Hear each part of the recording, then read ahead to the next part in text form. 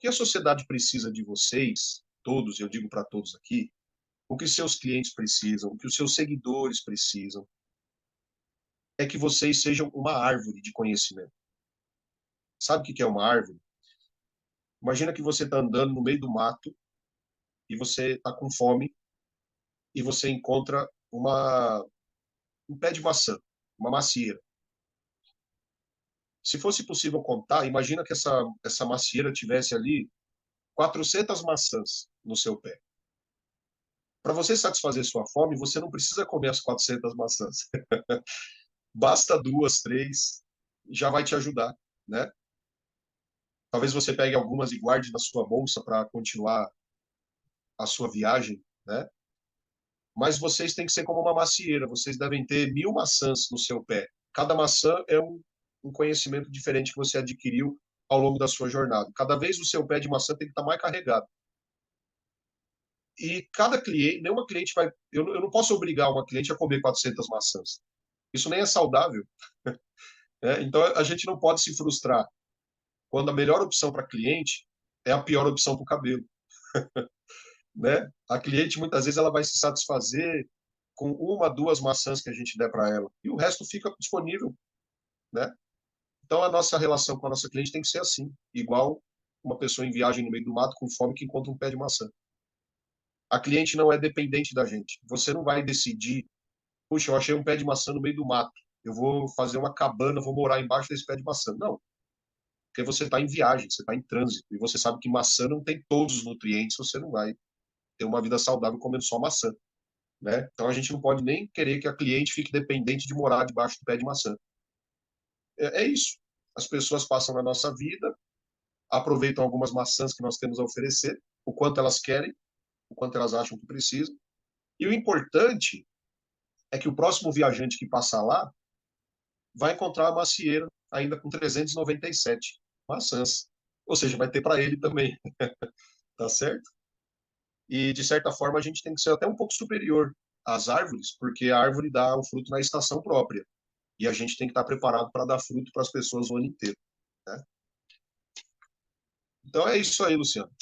Eu sabe que o senhor me inspira muito como professora. Depois que eu conheci o senhor, as minhas aulas mudaram. Eu sempre fui essa pessoa que olha muito para essa parte humana. Eu também concordo absolutamente com o que você está dizendo.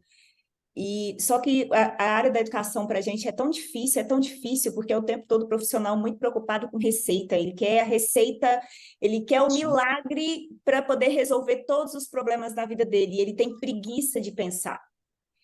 E eu confesso que eu estava desanimando, mas aí quando eu encontrei o senhor na minha vida, eu falei, não, tem esperança, sim, tem jeito, tem jeito, tem jeito. Tem. O senhor me inspirou a mudar a minha dinâmica para ensinar a galera e eu sinto que até os resultados estão melhorando e dentro do salão também, viu, Meia? A cliente não oferece resistência, é isso mesmo que você falou, a gente é uma macieira. O nosso papel com a educação é de deixar disponível aquilo que não está para muitos, e a nossa formação é muito defasada. Eu confesso que eu fico muito feliz da gente ter profissionais cada vez melhores e poder contar com pessoas tão qualificadas quanto o senhor para poder aprimorar e ajudar Imagina. a gente nessa jornada que é uma jornada tão difícil. Eu sei muito pouco, eu gosto de compartilhar um pouco que eu sei, espero continuar aprendendo. Mas eu quero falar para você uma coisa. Tem viajante na vida que vai encontrar o pé de maçã, mas ele vai preferir ficar com fome. Porque ele vai falar, eu não vou comer essa maçã, porque essa maçã no meio do mato deve estar cheia de bicho. Então ele vai passar direto, ele não vai dar valor. É normal também, viu? E a macieira não fica ofendida. O papel da macieira é estar disponível, né? Agora, quem vai aproveitar? Então, assim, nunca se deixa afetar pelos que preferem a fome. Ah, porque, assim, aqueles por quem a gente não pode dar nenhuma contribuição para a vida deles, porque não nos permitem, também não devem prejudicar a qualidade da nossa vida e da compreensão do nosso papel que Deus nos deu. Né? Então, se eu não posso mudar a sua vida, eu também não vou permitir que você mude o meu humor, né? A minha vida. Então, assim, a gente tem que aprender a ficar feliz por aqueles que aproveitam a única maçã que quiseram da gente, e a gente tem que aprender a não, até ter um sentimento solidário, né? E com dó das pessoas que acham que a fome é melhor. né? Mas é isso. Você sabe que hoje eu recebi uma mensagem de uma cabeleireira que ela disse assim para mim: Ô Menha, eu não concordo com o que você ensina, porque o cabeleireiro ele já está acostumado com o viés comercial. Para que você vem importunar e trazer coisa nova? Se todo mundo já acostumou, todo mundo já está adaptado e já compra bastante produto mesmo, e a gente gosta de ser enganado, então é isso aí, para que mudar? Dá trabalho. Aí eu falei, tá bom, obrigado, é isso aí.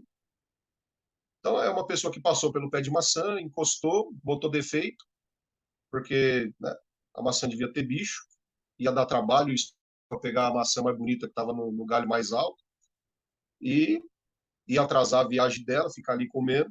Então passou. E houve tempo que eu ia ficar meio chateado por ter ouvido isso, eu ia até me perguntar, será que vale a pena? Mas hoje eu sei que não. Isso aí é o bom uso do livre-arbítrio.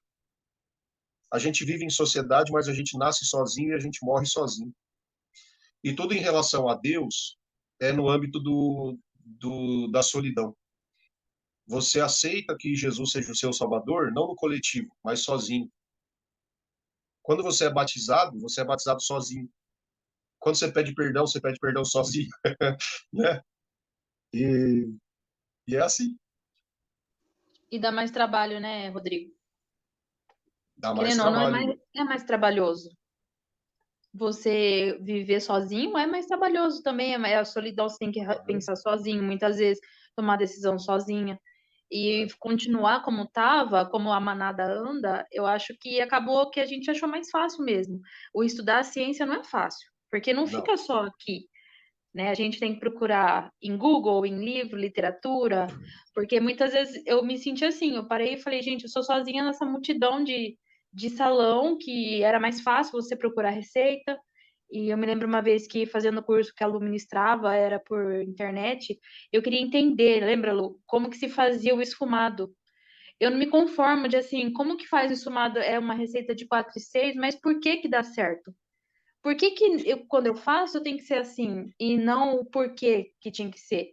E ela aham, suou o bigode para mim, porque ela falou, vai dar um clique, você vai entender, porque entra essa parte de entender o corante, o porquê, o cabelo, a melanina, e enfim, isso não é fácil, é mais fácil a gente assistir o curso, pegar a receita e falar, ó, essa receita você vai usar para tudo, porque vai ter cliente que não vai suportar certas coisas que a gente vai precisar falar. é. Então, realmente também tem isso, essa falta de informação acaba deixando com que o cliente também fique meio que viciado naquilo que do passado.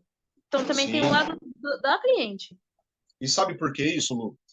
Porque isso que você falou muito bem, contribuiu bastante com o nosso papo, porque isso tem a ver com a relação do ser humano com o aprendizado. Tudo que o aprendizado é o seguinte, o método científico ele propõe para nós seres humanos o seguinte: quando você fala assim, estudar ciência é difícil, depende. O que é difícil é o que você ainda não sabe, porque é o desconhecido. O que é difícil é o conhecimento que vai vir amanhã. Mas o conhecimento que você já tem é fácil já. Foi difícil e agora você consegue falar sobre ele, argumentar, conversar a respeito, né? Então, a ciência é assim. O que eu já vivi na ciência já me construiu, já me desenvolveu. Tá fácil, eu já domino aquilo. Só que eu preciso continuar aprendendo. Eu não posso decidir que eu já sei o suficiente, portanto, para mim tá bom, para mim basta, para mim chega, né? Isso acalma um pouco a gente também. Tudo que eu já sei, eu preciso estar sempre refrescado, recordando e tal. E o que eu não sei, eu preciso estar preparado para assimilar. O que amanhã é difícil, um dia será fácil. Agora, uma outra coisa fundamental que você colocou aí, que eu achei maravilhoso, é o seguinte: o salão de beleza, assim como o consultório médico, precisam adotar um ambiente não só de prestação de serviço, mas um ambiente educativo. E nós, seres humanos, nós comemos com os olhos. Às vezes até uma comida que você não é muito fã, dependendo da apresentação, do ambiente onde ela foi colocada, te apetece experimentá-la. Então veja bem, se o meu ambiente tem que ser de prestação de serviço e ao mesmo tempo educativo, eu preciso fazer com que a minha cliente, a mente da minha cliente entenda isso ao olhar para o meu ambiente. Então, em vez de colocar a foto de uma modelo com cabelo, eu vou colocar uma maquete de cabelo. Em vez de ter uma determinada cor que remete a um significado que não é conveniente à educação, eu vou colocar uma cor que dê assim uma seriedade, uma serenidade, uma que flua um bom diálogo. Como é que eu trabalho? O tipo de roupa que eu uso, o tipo de linguagem que eu uso, o tipo de música ambiente, será que isso contribui, né? Então, tudo isso também é importante, porque às vezes eu lido com cabeleireiros que falam assim, minhas clientes não me escutam. E aí eu entro no Instagram dessa pessoa e vejo o salão dela, como é que é, nas postagens que ela faz dentro do salão, e fala, ó, muito colorido, parece um jardim de infância, tem que salão que é tão colorido que parece um prezinho.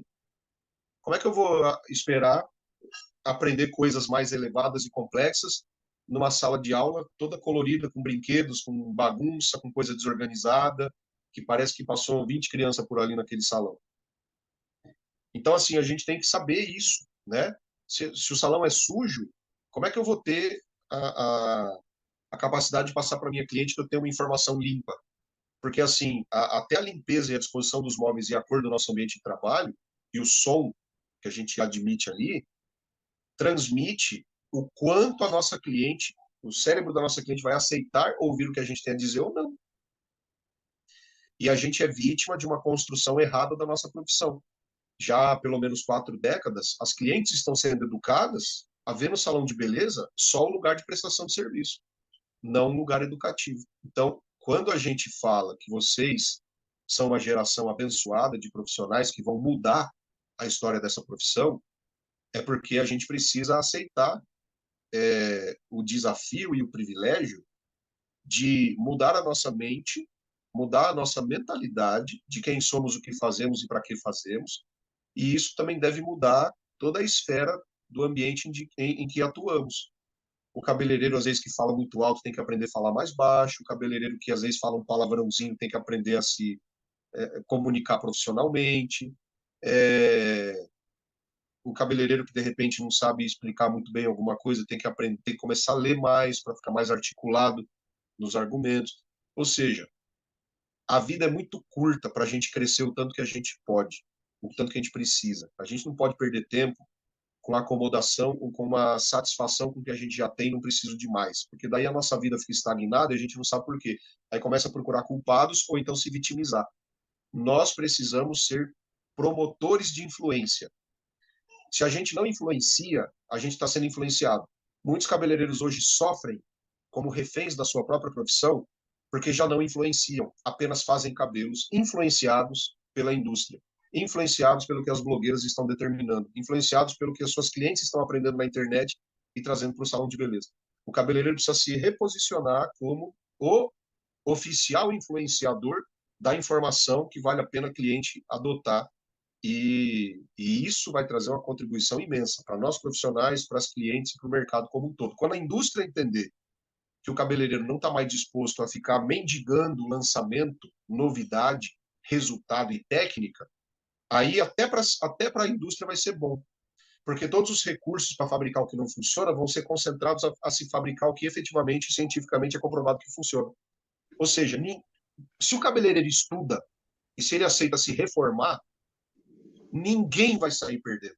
O poder, eu tenho dificuldade, eu confesso, de poder comunicar para vocês o poder que o conhecimento científico pode operar através da decisão de vocês se casarem com a ciência.